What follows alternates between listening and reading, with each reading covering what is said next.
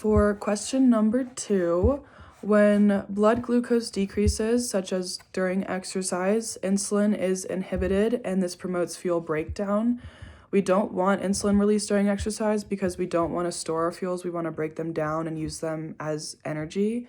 If we did store our fuels and if insulin was released, this could result in hypoglycemia, which is very bad. We don't want that during exercise.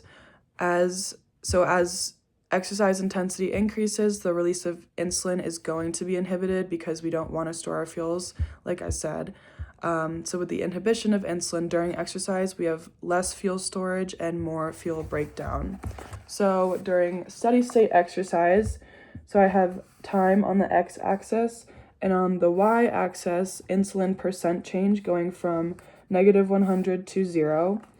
So 0 would be at rest, and our numbers are negative, meaning that we are going to release less insulin compared to at rest.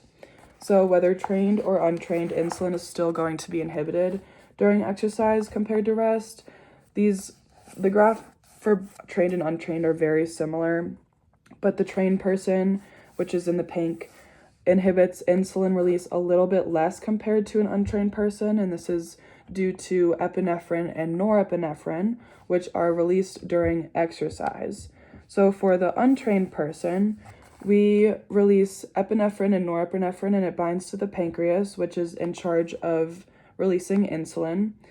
Epi and norepi basically tell the pancreas to not release insulin, which causes an increase in fuel breakdown and a decrease in fuel storage due to the inhibition of insulin.